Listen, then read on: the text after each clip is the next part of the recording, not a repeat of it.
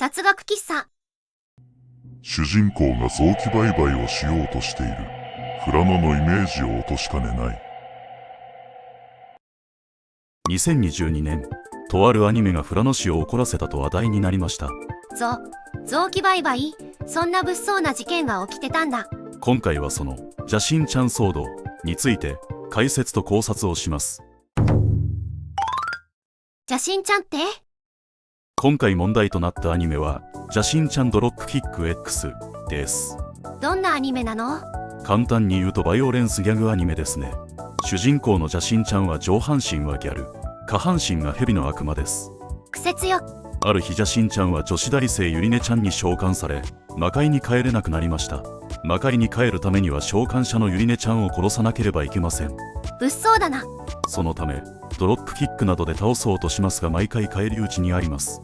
邪神ちゃんは不死身なので輪切りにされるなどかなりえぐくやられてます。そうめんの麺として打たれて食べられたこともありますね。意味がわからないんだけど。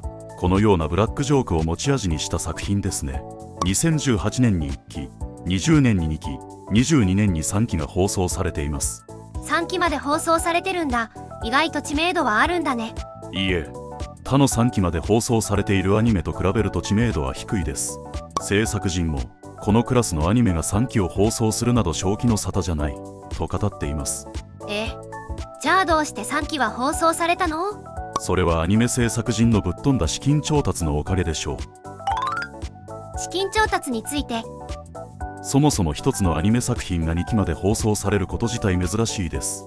そうなの？アニメ制作費は年々高騰しており、1期分を作るには3億円必要と言われています。そんなにお金がかかってたんだ。一方、テレビ離れの影響もあり、放送や DVD 販売等による収益は減少しています。その代わりにネットフリックスとかで稼げないの？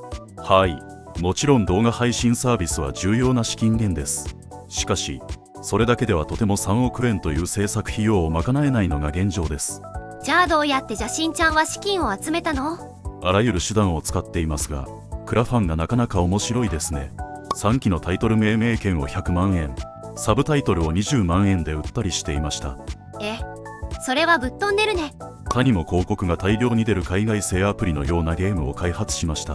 公式が広告貼っちゃうのか。そして今回のように自治体とのコラボもしました。市から制作委託料をもらい、その代わりにその市を PR するような話にするのです。主人公が切り刻まれたり食べられたりするアニメと市がコラボするのか。どこが邪神ちゃんとコラボしたの？北海道の富良野市、釧路市、千歳市、長崎県の南島原市とコラボしました。そして今回の騒動は富良野編で起きました。一体どんな内容だったの？問題のシーン。簡単に今回問題となったストーリーを紹介します。お願いします。邪神ちゃんは借金を背負ってしまい、取り立てから逃げていました。現実逃避しようと逃げた先の一つが富良野でした。可愛い絵柄なのにダークな設定だね。邪神ちゃんたちは富良野の観光地ニングルテラスに来ていました。可愛いお店がいっぱいあるところだよね。メデューサというキャラがここでお店を開いて地道に借金を返そうと提案します。おお、まともな考え方だね。メデューサちゃんは真面目キャラかな。しかし邪神ちゃんから暴利で借金を借りていることを明かされます。借金は一生働いても返せない額となっていたのです。ありゃまあ。現実を思い出し泣き叫ぶ邪神ちゃん。真面目で優しいメデューサは必死に解決法を考えます。メデューサいい子だな。でもやはり解決法は思いつきません。考えすぎておかしくなったのか、メデューサは笑顔でとんでもないセリフを言いました。ないぞ、うろう。消え。そして大丈夫、私の内臓も一緒に売るからと提案しました。何も大丈夫じゃない。そして人生最後の時を一緒に楽しもうと邪神ちゃんを観光地に連れ回します。チーズ工房、富良野マルシェ、すずらん通りなどを PR していきます。富良野から制作費もらう代わりに PR しないといけないもんね。 PR の内容は何か問題あったの？実際に見てみましたが PR の部分は問題なかったと思います。途中へそ神社で内臓が高く売れますようにと絵馬を飾ってたくらいですね。ブラックジョーク好きだな。ただそれ以外は大きな問題はなかったように思います。むしろ PR に特化しすぎてこのアニメ特色の尖りが少なく感じました。4話連続自治体コラボの話だったこともあり、つまらないと感じたファンもいたようです。作品の面白さを犠牲にしてまで北海道を PR してくれたんだ。申し訳ないね。それで結局最後はどうなったの？いろいろありまして借金の額が減り、無事内臓を売らずに済みました。おお、一応ハッピーエンドだったんだね。以上が今回騒動となったストーリーのあらすじです。過激な発言はあったけど、ギャグの一つだからな。はい。そもそも邪神ちゃんという作品自体がブラックジョークで成り立っています。いわば不成立で成立しているアニメなのです。そこに今回改めて富良野市議会が不適切と認定したので騒動となりました。じゃあなんで富良野はコラボしたの？最初からコラボしなければよかったのに。それでは放送前の出来事から時系列に沿って解説しましょう。放送前の出来事。放送前は市議会や市民からもあまり注目はされていませんでした。そうだったの？富良野市は制作委託料をふるさと納税で募りました。返礼品は邪神ちゃんグッズでしたが、当初はなかなか寄付されなかったそうです。募集期間を延ばしたり、返礼品を増やすなど手こ入れして何とか集まったようです。富良野市民はあまり興味がなかったのかな？市議会議員も放送前はあまり興味がなかったようです。放送1年前の市議会ではアニメの制作委託料について議論が行われていました。しかしそこで焦点となっていたのは、ふるさと納税の寄付額についてなどだけでした。アニメの内容そのものについての議論はほとんどされていませんでした。邪神ちゃんは結構癖が強いけど、話題にはならかなったんだね。市によると、市議から事前に番組を見たいという問い合わせはなかったそうです。じゃあ、議員は邪神ちゃんの内容をあまり知らなかったかもしれないね。放送直後の出来事。そして2022年放送直後の9月には、市民からのクレーム等はなかったようです。おう、ブラックジョークを受け入れて楽しんで見てくれたのかな？というよりも、大きな話題にならなかったため見ていなかったのだと思います。邪神ちゃんかわいそう。放送直後に行われた市議会でも、邪神ちゃんについては議論されませんでした。なんだか、このまま何もなく終わりそうだね。放送2ヶ月後。しかし放送2ヶ月後の11月15日の決算審査特別委員会で一転して不認定となったのです。なんで？一人の議員が、邪神ちゃんが内臓を売ろうとしている、富良野のイメージを落としかねない、と指摘したのです。なんか大げさな気がするな。ギャグなのに。実際大げさに感じた議員もいたようです。そのため議論はもつれ込み、最終的な採決は7対7の同点となりました。そして委員長採決で不認定となりました。ありゃまあ。これがネット上で大きな話題となり騒動へ発展しました。そりゃファンはいい気持ちじゃないよね。いい気持ちでないのはファンだけではありません。公式は富良野編を無料で公開し、アンケートを募るなどして対抗しました。さすが、ぶっ飛んだ資金調達をしている制作陣だ。やることが違うね。その2週間後の市議会本会議でも同数で賛否が分かれました。偉い大人たちが邪神ちゃんについて真面目に議論してるって思うとなんか面白いね。で、結局どうなったの？最終的には議長採決で認定されました。認定されたんかい。ということで、無事邪神ちゃんは制作費をもらうことができました。一応事態は収拾したのかな？でも、どうしてたら騒動は起こらずに済んだんだろう？騒動の原因。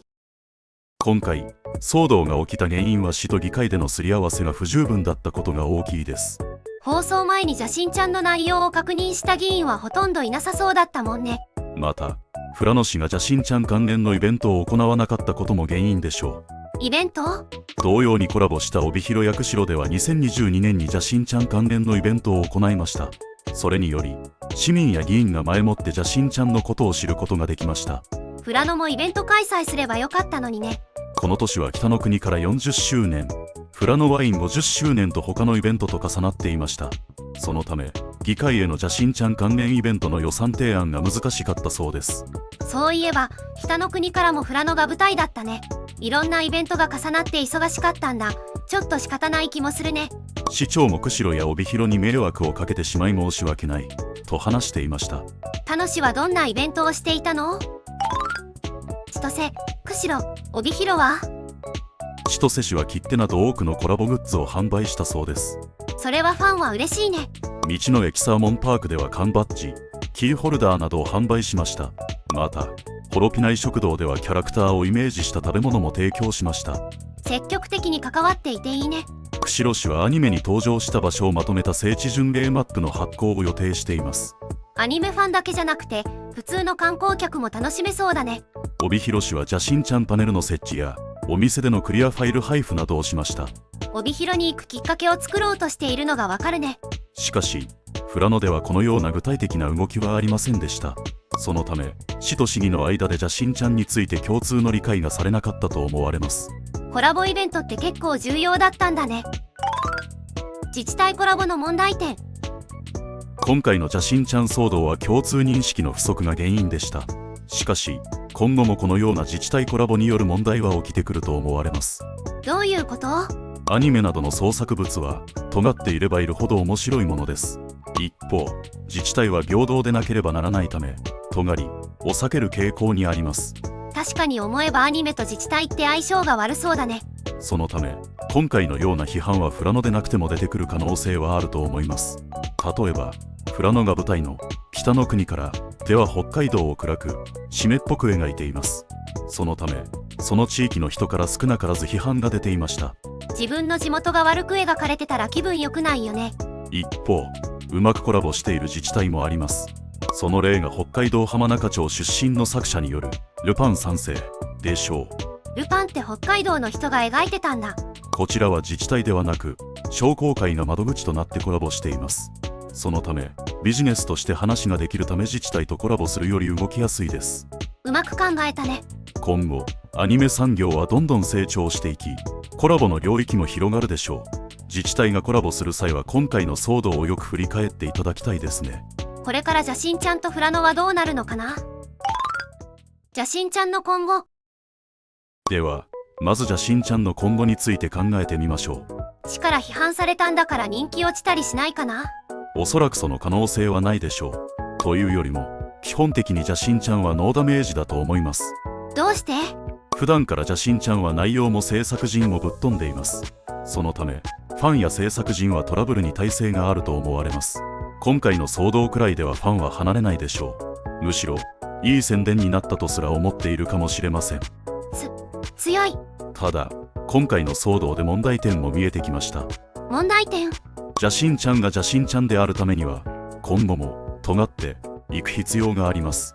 ブラックなのが持ち味だもんね。しかしそうすると今回のように公の場で批判される可能性があります。まあ一般受けする内容じゃないしね。そのような批判を避けるため地下で細々とやっていくのも一つでしょう。しかし応援しているファンは本当にそれを望んでいるのでしょうか。自分がファンだったらもっといろんな人に知ってもらいたいな。批判を避けるべきかそれとも批判を恐れず公共の場に進出するべきか。邪神ちゃんは今後このような葛藤と戦うことになるでしょう。富良野市の今後。続いて富良野市は今後どうなるのか考えていきましょう。今回の騒動でネット上では富良野に対する批判が散見されました。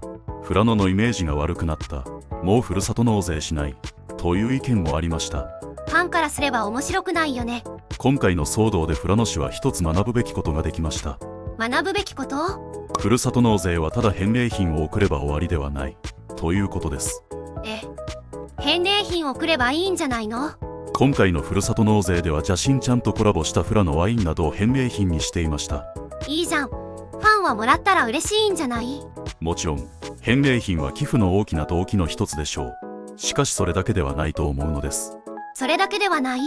今まで地下で応援してきた作品が地上に出れるかもしれない、富良野市に認めてもらえる、公の場に進出できた、そのような喜びを感じたかったのではないでしょうか。確かに自分の好きな作品が自治体とコラボするって思うと嬉しいね。それだけに今回富良野市から不認定された時の悲しさは大きかったでしょう。富良野市はもっと慎重になるべきだったね。ふるさと納税の寄付者が本当に求めているものは何なのか、市は今後どう動いていくべきか、このあたりについてもっと議論があってもよかったと思います。そうだね。今回の騒動で良くも悪くも富良野の知名度は上がりました。これから富良野はどう邪神ちゃんと関わっていくのでしょうか。それが今回のコラボの成否を決めると言えそうです。富良野頑張って、私は応援してるよ。富良野だけでなくこのチャンネルも応援お願いします。そうだった。チャンネル登録お願いします。